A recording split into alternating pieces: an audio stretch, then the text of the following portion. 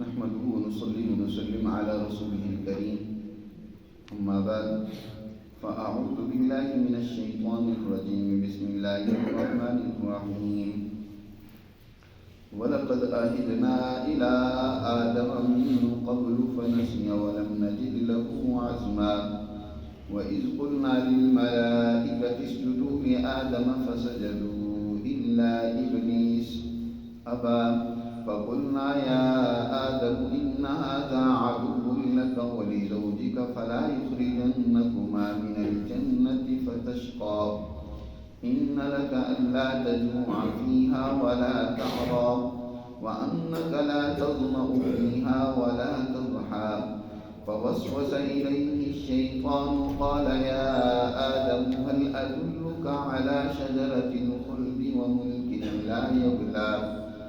فأكلا منها فبدت لهما سوآتهما وطفقا يخصفان عليهما من ورق الجنة وعصى آدم ربه فغوى ثم اجتباه ربه فتاب عليه وهدى صدق اللہ العظیم۔ گزشتہ آیات مبارکہ میں اللہ سبحانہ و تعالی نے سیدنا حضرت موسیٰ علیہ السلام کے واقعے کے ضمن میں اس حقیقت کو واضح کیے ہیں کہ دنیا میں ہمیشہ ظالم اور طاغوتی قومیں وہ کمزور لوگوں کو اپنا غلام بناتی رہتی ہیں اور ان کی محنتوں کا استحصال کرتی ہیں، جیسے کہ فرعون نے بنی اسرائیل کو غلام بنایا اور پھر قومیں یقیناً اس سے آزادی حاصل کرنے کی بھی جدوجہد کرتی ہیں۔ جو قومیں اپنی مخلص لیڈرشپ کے ساتھ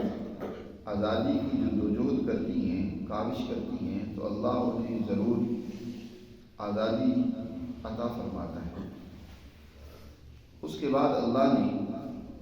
اس حقیقت کو واضح کی ہے کہ اس امت کے لیے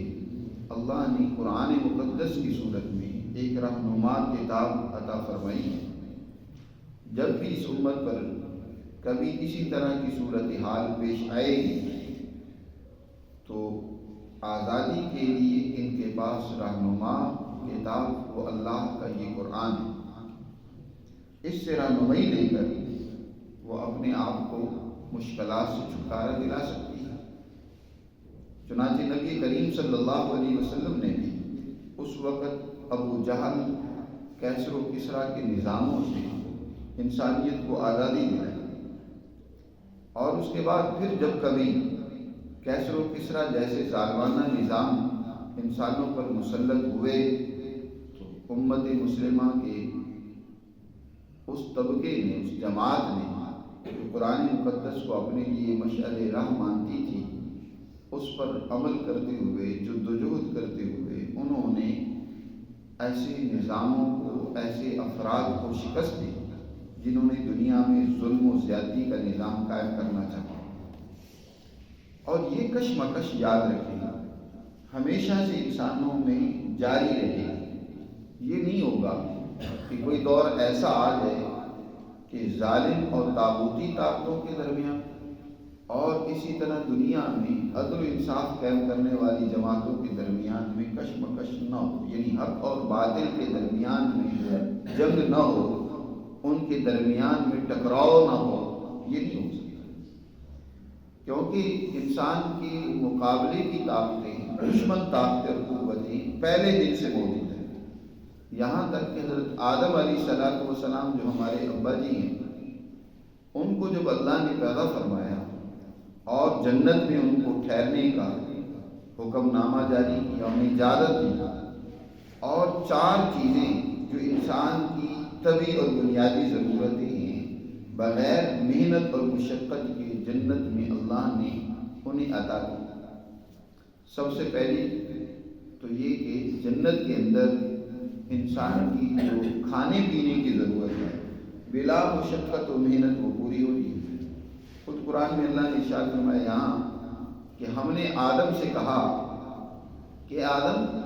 تم جنت میں رہو، یہاں تمہارے لیے اللہ تجوع فیہا، بھوک نہیں ہوگی تمہیں، بھوک نہیں لگے گی، جو کچھ کھانا ہے تفقع کے طور پر کھا لیں، اور اگر بھوک لگے گی تو اس کا وافر سامان بغیر محنت و مشقت کے تمہیں ملے گا۔ اور دوسری بات وہ اللہ تعالیٰ، تمہیں یہاں لباس کی فکر نہیں ہوگی، اپنے بدن کو چھپانے کی فکر نہیں ہوگی، قدرت نے تمہیں بغیر کسی محنت اور مشقت کے لباس یہاں عطا کیا، بہترین لباس، میلا بھی نہیں ہوگا، صاف ستھرا۔ اور تیسری چیز اس کے ساتھ، بھوک کے ساتھ پیاس، جیسے انسان اس کو بھوک لگتی ہے، ایسے ہی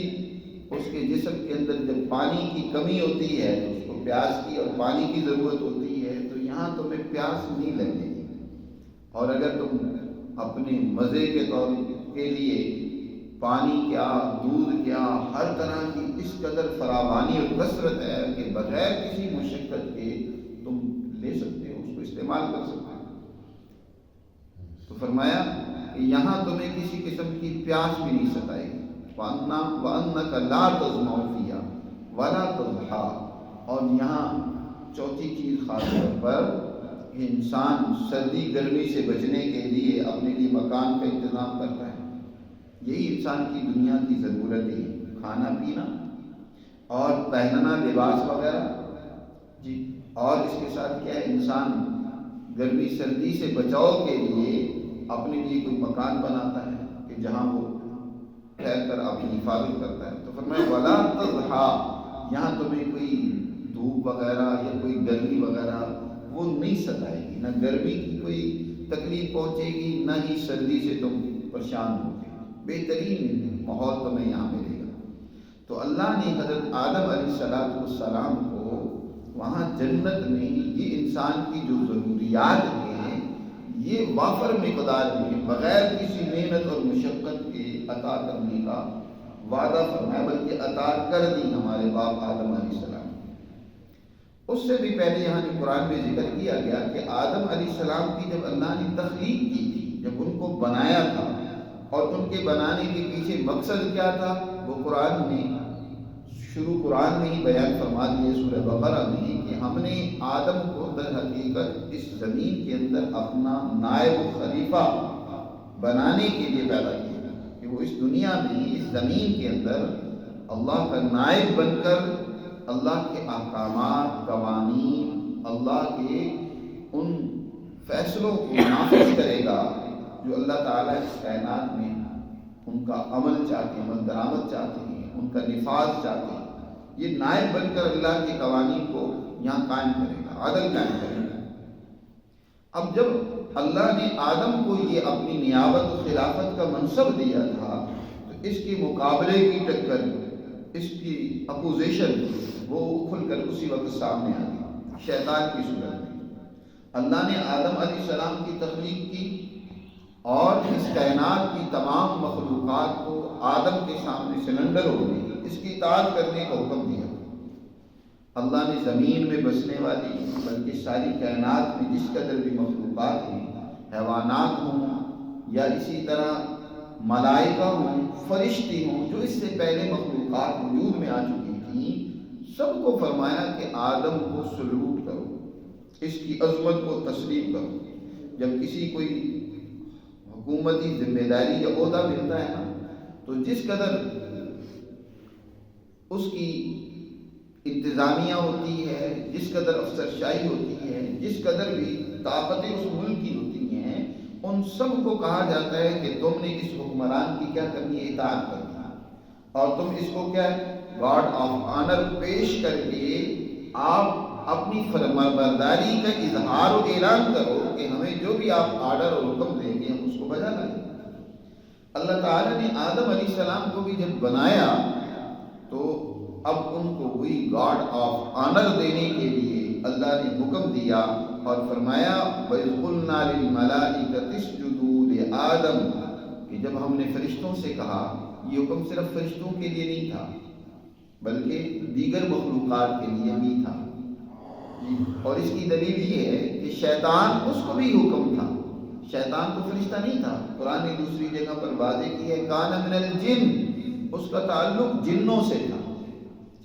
تو اللہ نے یہ فرشتے کا ذکر اس لیے کیا ہے کہ اس وقت جس قدر بھی مخلوقات تھیں ان میں سے اعلیٰ ترین مخلوق فرشتے تھے. تو جب اعلیٰ مخلوق کو یہ حکم تھا کہ تم نے آدم کو گاڈ آف آنر پیش کرنا ہے، اس کی اطاعت اور فرما برداری کا اعلان کرنا ہے، تو باقی جو ماتحت مخلوقات تھیں ان کو تو بطریق اولا حکم تھا کہ وہ کیا کریں، آدم علیہ السلام کے سامنے جھک جائیں، سرنڈر ہو جائیں. چنانچہ فرشتوں نے تو اس اعلیٰ مخلوق جو تھی انہوں نے تو اس کی اطاعت کی. قرآن کہتا ہے فسجدوا، سب نے سجدہ کیا. سجدے سے مراد وہی گاڈ آف آنر ہے،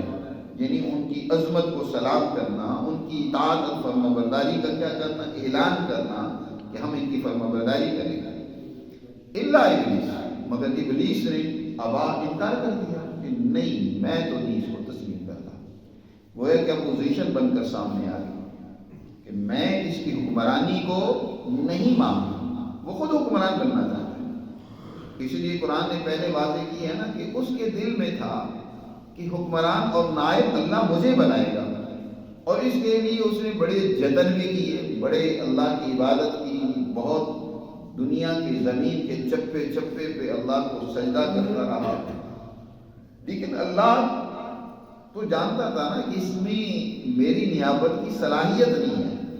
چاہے وہ کتنی فرما برداری کا اظہار و اعلان کرتا رہے. دیکھنا تو ہوتا ہے کہ کسی کام کی صلاحیت کس میں کیا ہے. جب اس کسی کام کو کرنے کی اس میں صلاحیت ہی نہ ہو اور وہ ذمہ داری اس کے سپرد کر دی جائے تو خرابی پیدا کرے گا. اگر ابلیس کو نائب بنا بھی دیا جاتا تو اس دنیا کے اندر تو فساد ہوتا. جیسے کہ انسانوں سے پہلے یہاں جنات آباد تھے، اور جنات کیا کرتے تھے، انہوں نے شر و فساد سے اس دنیا کو بھر دیا تھا. قتل و غارت گیری سے انہوں نے اس دنیا کو برباد کر دیا. یہی وجہ ہے کہ جب آدم کی تخلیق کا اللہ نے اظہار کیا فرشتوں کے سامنے، تو فرشتوں نے بھی کیا اللہ سے معذرت کرتے ہوئے کہا کہ یا اللہ تو ایک ایسی مخلوق پیدا کرنا چاہتا ہے، اتجعل فیہا من یفسد فیہا، زمین میں ایک ایسا نائب الخلیفہ بنانا چاہتا ہے تو من یفسد فیہا، جو اس میں فساد پیدا کرے گا، ویسفک الدماء، خون بہے گا، قتل و غارت گیری کرے گا. اب یہ فرشتوں نے کہاں سے کہا کہ یہ کرے گا، حالانکہ آدم تو وجود میں بھی آئے ہی نہیں ہے. اللہ نے ابھی تو ارادہ ظاہر کیا ہے. انہوں نے در حقیقت جنات کو دیکھا تھا کہ جنات یہاں کیا کر رہے ہیں، یہاں فساد، قتل و غارت گیری کا بازار انہوں نے کرم کیا ہوا ہے. کیونکہ ان کے اندر شر کا غلبہ ہے، اور جب کسی مخلوق میں شر غالب ہوتا ہے تو شر کا اظہار ہوتا ہے. اس لیے وہ اس اہل نہیں ہے. یہ پاکستان میں ایسا ہوتا ہے کہ ایک ذمہ داری اور عہدے کا انسان اہل نہیں ہوتا، لیکن وہ عہدہ اس کے سپرد کر دیا جاتا ہے. جی، وزیر تعلیم اس کو بنا دیا جائے گا جس کے اندر کوئی علم ہی نہیں، جاہل آدمی ہے جسے علم کے بارے میں کوئی پتہ ہی نہیں ہے، قوم کو ترقی کیسے دینی ہے، تعلیم کیسے دینی ہے، دینا جس سے بالکل ناواقفیت ہوتی ہے اس کے سپرد وہ ذمہ داری کر دی جاتی ہے. بلکہ یہاں تو حال یہ ہے کرپشن کے عہدے اور ذمہ داریاں بکتی ہیں. آپ کے کسی بھی افسر کے لیے لاکھوں کروڑوں اربوں اس کی سیٹ کو، اس کی ذمہ داری کو خریدا جاتا ہے. خاص طور پر جہاں سے کرپشن زیادہ ممکن ہوتی ہے وہاں اتنی بولیاں لگتی ہیں، جتنی کوئی رقم دے دے گا اتنی اس کو دے تو وہ مستحق ٹھہرے گا، چاہے اس میں صلاحیت ہے یا نہیں. یا تو رشوت سے یا سفارش سے عہدے بانٹے جاتے ہیں، تعلق داری کی بنیاد پر عہدے تقسیم کرتے ہیں، صلاحیت کی بنیاد پر نہیں. اور مسلمانوں کے دور حکومت میں یہ معاملہ ہمیشہ سے رہا ہے کہ انہوں نے صلاحیت کی بنیاد پر ذمہ داریاں دی ہیں، اس بنیاد پر نہیں. اگر ایک مسلمان بھی ہے لیکن اس کے اندر کسی کام کو اچھے انداز سے سر انجام دینے کی صلاحیت نہیں ہے تو وہ ذمہ داری اس کو نہیں دی گئی. اس کو دی گئی ہے جو چاہے کافر ہے، یعنی کسی اور مذہب کا ماننے والا ہے، ہندو ہے یا عیسائی ہے، لیکن اس ذمہ داری کو ادا کرنے کی صلاحیت اس میں اعلیٰ درجے کی موجود ہے تو اس کو وہ کام دیا گیا. کسی کام کو کرنے کی صلاحیت کو دیکھا جاتا ہے. جیسے اورنگزیب عالمگیر نے افغانستان کا جو ایک صوبہ تھا اس وقت اس پاک و ہند کا، ایک صوبہ تھا تو اس کا جو گورنر نائب السلطنت جسے بنایا وہ ہندو تھا، لیکن اس کے اندر صلاحیت ہے، استعداد ہے، وہ وہاں کی مختلف قبائلی قوم کو مجتمع کرنے کی، اکٹھا رکھنے کی صلاحیت رکھتا ہے، اور یہ وجہ ہے کہ وہاں تمام قبائل اس سے متفق ہیں، اس کی بات کو مانتے ہیں، اس کی اطاعت کرتے ہیں۔ تو صلاحیت کو دیکھنا چاہیے، یہاں بغیر صلاحیت کے اچھا صلاحیت کوئی کام تو ذمہ داری، آج ہمارے ہاں بھی عجیب صورتحال ہے، ذمہ داری کوئی دینی ہوتی ہے سیاسی حوالے سے، دیکھا جاتا ہے کہ یہ نمازی کتنا ہے، بھئی نمازیں پڑھنا یہ ایک الگ دینداری ہے، لیکن ضروری نہیں ہے کہ جو کوئی بڑا نمازی ہوگا وہ انتظامی ذمہ داری کو سنبھالنے کا بھی زیادہ صلاحیت رکھتا ہوگا۔ حضرت عمر فاروق رضی اللہ تعالیٰ عنہ، ان کے سامنے کوفہ کی گورنری کا معاملہ پیش آیا۔ حضرت عمر فاروق رضی اللہ تعالیٰ عنہ کوفہ میں جب کسی نیک آدمی کو گورنر بنا کر بھیجتے ہیں، صوفی مزاج آدمی ہے، نمازیں زیادہ پڑھتا ہے، نفلوں میں مصروف رہتا ہے، روزے رکھتا ہے، تو انتظامی حوالے سے اس میں اتنی صلاحیت نہیں ہوتی، اس کو جب وہاں گورنر بنا کر بھیجتے ہیں تو نظم و نسق صحیح طریقے سے نہیں چلتا، اور اگر کوئی انتظامی حوالے سے ماہر آدمی کو بھیجتے ہیں تو وہ اتنا نیک نہیں، اگر بالفرض اس میں نیکی کی وہ جذبہ نہیں ہے جیسے نیک لوگوں میں ہوتا ہے، تو وہ اس طرف سے شکایت اور کمزوری آتی ہے۔ تو کوفہ کے لوگ کیونکہ ان میں شرارتی ذہن زیادہ تھا، تو حضرت عمر فاروق رضی اللہ تعالیٰ عنہ کے پاس اکثر وہاں کے گورنر کے بارے میں شکایتیں آتی تھیں۔ تو حضرت عمر نے اپنی کابینہ کو جمع کر کے ان سے مشورہ کیا اور ان سے پوچھا کہ دیکھو میں کیا کروں، سمجھ نہیں آتا، کوفہ میں کسی نیک آدمی کو بھیجوں تو وہاں انتظامی معاملات نہیں سنبھالے جا سکتے، اور کسی انتظامیہ کے سخت آدمی کو بھیجوں جو نظم میں تو بہترین ہو لیکن دوسری طرف سے وہ کیا ہوتا ہے، کمزور ہوتا ہے، تو میں کیا کروں، وہاں اکثر حالات خراب ہی رہتے ہیں۔ تو حضرت مغیرہ ابن شعبہ رضی اللہ تعالیٰ عنہ نے حضرت عمر سے سوال کیا کہ اے امیر المومنین آپ یہ بتائیں کہ یہ جو گورنری ہے یہ اس کا پس منظر کیا ہے، اس کا مقصد کیا ہے، نظم و نسق کو قائم رکھنا اس کا مقصد ہے گورنری کا، یا اس کا مقصد در حقیقت کیا ہے، لوگوں کو دعوت و ارشاد یا لوگوں کی اصلاح کرنا اس کا مقصد ہے؟ جی حضرت عمر فاروق رضی اللہ تعالیٰ نے فرمایا کہ اس کا مقصد تو سیاسی ہے، انتظام کو قائم رکھنا اس کا مقصد ہے، باقی دعوت و ارشاد کے لیے تو علماء ہوتے ہیں، نیک لوگ ہوتے ہیں، تب اہل ارشاد و دعوت و ارشاد ہوتی ہیں جو لوگوں کی اصلاح کرتے رہتے ہیں۔ فرمایا پھر آپ اس گورنر کے اندر یہ چیز نہ دیکھیں کہ وہ کتنا دعوت دینے کا ماہر ہے، لوگوں کا تزکیہ اور تربیت کرنے کی کتنی مہارت رکھتا ہے، اس کو نہ دیکھیں، یعنی اس کے نیک ہونے کو نہ دیکھیں، اس کی انتظامی صلاحیت کو دیکھیں، جس میں انتظامی سکل موجود ہے اس کو یہ عہدہ سپرد کریں تو وہاں نظام ٹھیک چلتا رہے گا۔ حضرت عمر کو بھی ان کی بات سمجھ آئی اور ہمیشہ سے انہوں نے اپنے دور حکومت میں اسی طرح کا انسان وہاں مقرر کیا رکھا جس کے نتیجے میں بہترین نظام چلتا رہا۔ اب یہاں ہمارے کئی حضرات کیا ہوتے ہیں کہ اس کو دیکھ رہے ہوتے ہیں، جو خود نیک ہوتے ہیں نا تو وہ اصل میں سیاسی امور کو بھی اسی رنگ میں دیکھ رہے ہوتے ہیں، اور جنرل ضیاء الحق صاحب جیسے لوگوں کی وہ نیکی کو بیان کرتے تھے، انہوں نے کہ بیت اللہ ان کے لیے کھولا گیا، بڑے تہجد گزار تھے، بڑے نمازی تھے۔ بھائی دیکھنا تو یہ ہوتا ہے جو ملکی نظم و نسق تھا اس میں ان کی کتنی مہارت تھی، اس میں انہوں نے کتنی بہتری پیدا کی، کتنی خرابیاں پیدا کی، کیا انہوں نے کردار ادا کیا۔ اسی طرح آج بھی بہت سارے جو اس طرح کے لوگ ہوتے ہیں جو انتظامی امور سنبھالنے والے ہوتے ہیں ان کو دیکھنا ہوگا۔ تو اب ابلیس چاہے بڑی نمازیں پڑھتا رہا ہے، بڑی نیکیاں کرتا رہا ہے، لیکن اس کائنات کے نظم و نسق کو چلانے کی اس میں صلاحیت نہیں ہے، استعداد نہیں ہے، اور یہ بعد میں بات کھل کر سامنے بھی آ گئی۔ اس لیے اللہ نے اس کو اپنا نائب الخلیفہ نہیں بنایا۔ نائب الخلیفہ کس کو بنایا؟ آدم، ان کے اندر صلاحیت ہے۔ شیطان اس کی وہی شیطنت کھل کر سامنے آ گئی کہ اس نے، قرآن کہتا ہے الا ابلیس ابا، ابلیس نے انکار کر دیا، سرکشی کی،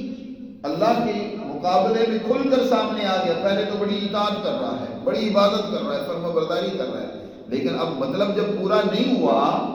خواہش پوری نہیں ہوئی، تو وہ سرکشی اور شیطنت کھل کر سامنے آ گئی، دشمن بنے گئے، اللہ کے حکم کا انکار کر دیا۔ اللہ سبحانہ و تعالی نے آدم کو بھی سمجھایا، فَقُلْنَا يَا آدم، ہم نے کہا اے آدم إِنَّ هَذَا عَدُوٌّ لَكَ، کہ اے آدم یہ تیرا بھی دشمن ہے، وَلِزَوْجِكَ، تیری بیوی اور اہلیہ کا بھی دشمن ہے، اس کو اپنا دشمن بنا کے رکھنا، دشمن سمجھنا۔ فَلَا يُخْرِجَنَّكُمَا مِنَ الْجَنَّةِ، کہیں ایسا نہ ہو کہ تمہیں جنت سے ہی نکال دے، فَتَشْقَىٰ، پھر مصیبت میں پھنس جاؤ گے، مشقت میں، تکلیفوں میں پھنس جاؤ گے۔ پہلے تو یہ ساری ہیں، تبھی تمہاری ضرورتیں جو ہیں بغیر محنت و مشقت کی یہاں پوری ہو رہی ہیں، خوراک ہے تمہاری، تمہارا لباس ہے، تمہارے لیے رہنے سہنے کا انتظام ہے بہترین ہیں، کسی قسم کی کوئی تمہیں مشقت نہیں کرنی پڑتی، بغیر مشقت کی یہ چیزیں مل رہی ہیں۔ اگر اس کے بہکاوے میں آ گئے تو پھر یہ تمہاری جو ہے نا دشمنی تم سے اس کا پورا اظہار کرے گا، اور یہ چیزیں تمہیں مشقت میں ڈال دیں گی، یہ نافرمانی تمہیں تکلیفوں میں مبتلا کر دے گا۔ آخر شیطان بڑا گرو آدمی ہے، دشمن بڑا چالاک اور مکار ہے، اس کے دشمن کو ہمارا ہمیشہ دشمن سمجھنا چاہیے۔ بہت سارے نیک لوگ ہوتے ہیں جو کہتے ہیں کہ جی ہر ایک کے بارے میں اچھا گمان کرو،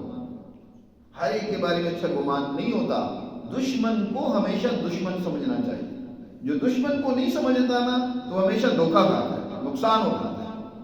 ہاں جو عام آدمی ہیں، نیک لوگ ہیں، ان کے بارے میں اچھا گمان ہونا چاہیے، لیکن دشمن کے بارے میں بھی اچھا گمان کرنے بیٹھ جائیں۔ اللہ نے شیطان کے بارے میں کہا حضرت آدم کو کہ یہ تیرا بھی دشمن ہے، تیری زوجہ کا بھی دشمن ہے، لہذا محتاط رہنا، فلا یخرجنکما من الجنت، یہ تم کو جنت سے نکال نہ دے، یہ دشمنی ضرور ظاہر کرے گا،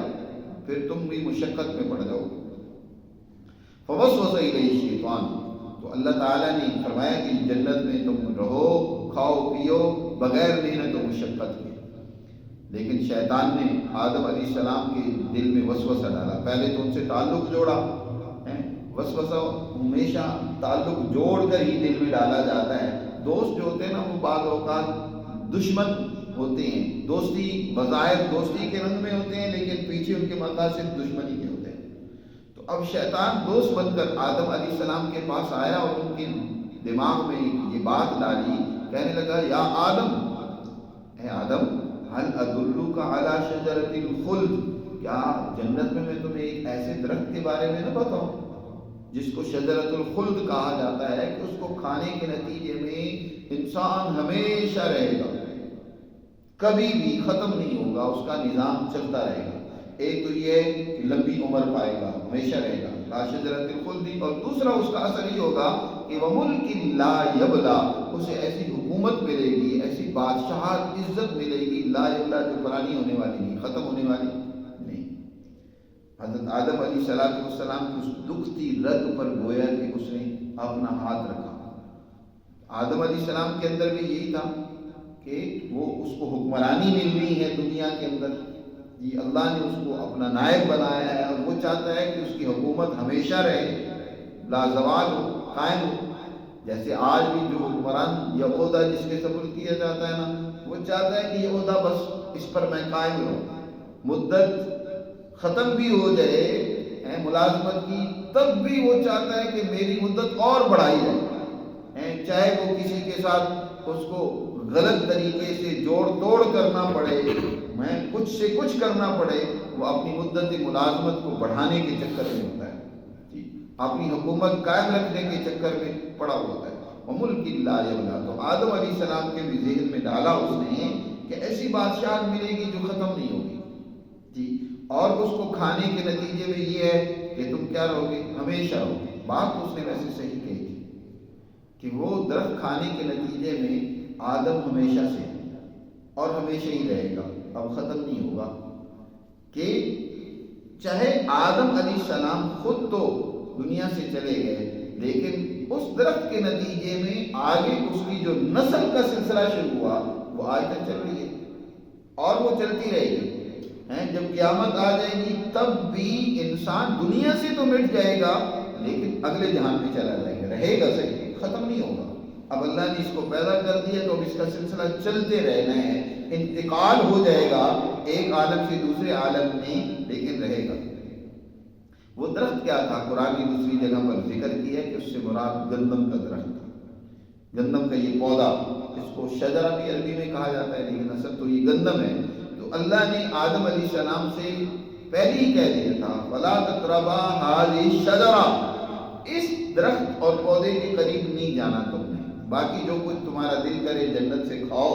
لیکن وَلَا تَقْرَبَا هَٰذِهِ الشَّجَرَةَ فَتَكُونَا مِنَ الظَّالِمِينَ، وگرنہ نقصان اٹھاؤ، اس کے قریب نہیں جانا۔ اب آدم کے ذہن میں شیطان نے یہ وسوسہ ڈالا، اور یہی اثرات ہیں کہ ہر انسان جو عمر اس کی بڑھتی چلی جاتی ہے، اور یہ دونوں چیزیں اس کے اندر ان کا زور اور پکڑتا چلا جاتا ہے۔ جو عمر بڑھتی چلی جاتی ہے نا، تو انسان کہتے ہیں یار میری کاش عمر اور زیادہ ہوتی، میں اور لمبا جیتا۔ حضور صلی اللہ علیہ وسلم نے ارشاد فرمایا انسان بوڑھا ہو جاتا ہے لیکن دو خواہشیں اس کی اور جوان ہو جاتی ہیں، ایک لمبی عمر کہ میں بہت زیادہ اور عرصہ جیوں جی، کہ وہ نہیں چاہتا کہ میری عمر کا کیا ہو، خاتمہ ہو، اپنی عمر کو ختم نہیں کرنا چاہتا۔ ان میں سے ایک یہی ہے جس کا شیطان نے ذکر کیا کہ یہ درخت کھا لو گے تو ہمیشہ رہو گے، اور دوسرے یہ ملک لا یبلا۔ تو قرآن مجید نے اس بات کو واضح کیا، اور دوسری جگہ پر بیان کی ہے کہ صرف اتنی بات سے آدم علیہ السلام اس کی باتوں میں نہیں آئے، اس نے آدم علیہ السلام کے سامنے اللہ کے نام کی بڑی قسمیں کھائی، وَقَاسَمَهُمَا إِنِّي لَكُمَا لَمِنَ النَّاصِحِينَ، بڑی قسمیں کھا کے کہنے لگا میں آپ کا خیر خواہ ہوں، مجھے اپنا دشمن نہ سمجھو، میں تمہاری فائدے کی بات کر رہا ہوں، میں تم سے پہلے اس دنیا میں رہتا ہوں اور کب سے ہوں، میں ان ساری چیزوں کو جانتا ہوں۔ رب کی بڑی قسمیں کھا کر آدم علیہ السلام قرآن میں ہے کہ وہ اس کے بہکاوے میں آ گئے، آدم علیہ السلام بھول گئے، فنسیا ولم نجد لہ عزما، ان کا عزم اور قصد نہیں تھا اس درخت کو کھانے کا۔ شیطان نے اس انداز سے ملمہ سازی کی، اللہ کا نام استعمال کیا قسمیں کھا کر کہ آدم علیہ السلام نے کہا کہ اللہ کا نام لے کر تو کوئی جھوٹ نہیں بول سکتا، اس لیے اس کی باتوں میں آ کر انہوں نے اس درخت کو کیا کر لیا، کھا لیا۔ قرآن فَأَكَلَا مِنْهَا، دونوں نے حوا و آدم نے آدم علیہ السلام کو بھی صرف شیطان کے بہکاوے سے وہ اس کے کھانے پر پھر بھی نہیں تیار ہوئے، اس نے حضرت حوا کو، ہماری ماں کو استعمال کیا۔ عورتیں جو ہے نا وہ مردوں کو تیار کر لیتی ہیں۔ اماں حوا نے آدم علیہ السلام کو کہا کہ یہ تو بڑی بات ہے کہ ہمیشہ رہیں گے، ہم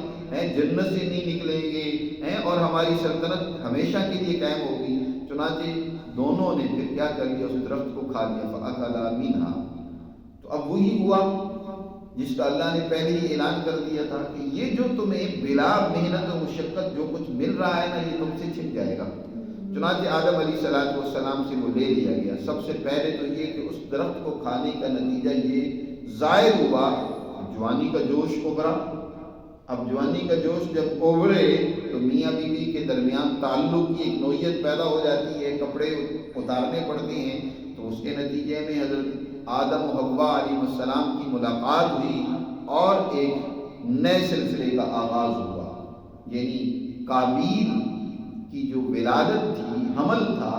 وہ مفسرین کہتے ہیں کہ جنت میں ہی ٹھہر گیا تھا، یعنی دونوں میاں بیوی جو طبی تقاضا ہے تو جس کا سلسلہ آگے چلنا تھا وہ ظاہر ہوا۔ کپڑے اب اتارے تو اب کپڑے اللہ میاں نے غائب کر دیے، بدن سے پر کپڑے ہیں ہی نہیں۔ اب ظاہر ہے مرد جب اپنی خواہش پوری کر لیتا ہے نا، خواہش پوری کرنی ہوتی ہے تو اس وقت تو دماغ پر ایسا وہ سوار ہوتا ہے اس کا خمار کہ انسان جو ہے نا اس کے کچھ بھی سمجھ نہیں آتی، کپڑے بھی اتار دیتا ہے۔ لیکن جب وہ خواہش ٹھنڈی ہوتی ہے نا پھر فکر لائق ہوتی ہے، پھر انسان فوراً اپنے بدن کو ڈھانپنے کی کوشش کرتا ہے، چھپانے کی کوشش کرتا ہے۔ تو حضرت آدم علیہ السلام بھی فکر مند ہوئے اور کپڑے تو ملے نہیں، غائب کر دیے گئے کہ اب کپڑے جو پہلے مفت میں مل رہے تھے نا مفت میں نہیں ملیں گے۔ اب آدم علیہ السلام نے جنت کے درختوں کے پتے ہی توڑ کر اپنے جسم سے چمٹانا شروع کر دیے، فکر لائق ہو گئی۔ قرآن نے یہاں اس کا تذکرہ کیا ہے کہ فَبَدَتْ لَهُمَا سَوْآتُهُمَا، ان کی شرمگاہیں کھل گئیں، وَطَفِقَا يَخْصِفَانِ عَلَيْهِمَا مِنْ وَرَقِ الْجَنَّةِ، اور آدم و حوا دونوں جو ہیں وہ اپنے اوپر جنت کے پتے جو ہیں وہ توڑ توڑ کر چمٹانے لگے تاکہ بدن کو چھپائے کچھ من ورق الجنہ جی. اور وَعَصَىٰ آدَمُ رَبَّهُ فَغَوَىٰ، اس طریقے سے آدم سے عصیان ہوا، اللہ کے حکم کی خلاف ورزی ہو گئی، اور فغوا، اور وہ اپنے مقصد و مراد کو نہیں پا سکے، جو ان کا اصل مقصد جس کے تحت وہ درخت کھایا تھا کہ ہمیشہ رہیں گے جنت میں، یہ نعمتیں ویسی ملتی رہیں گی، تو اس مقصد میں وہ کامیاب نہیں ہوئے. لیکن احساس ہو گیا کہ ہم سے غلطی ہوگی،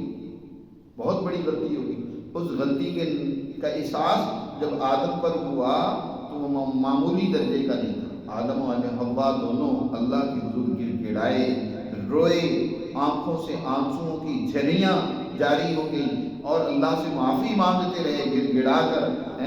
سجدہ ریز ہو کر ہر طرح سے. تو اللہ نے پھر آدم و حوا پر اپنی توجہ ڈالی، مہربانی کی. ثم اجتباہ ربہ، پھر چن لیا ان کو ان کے رب نے.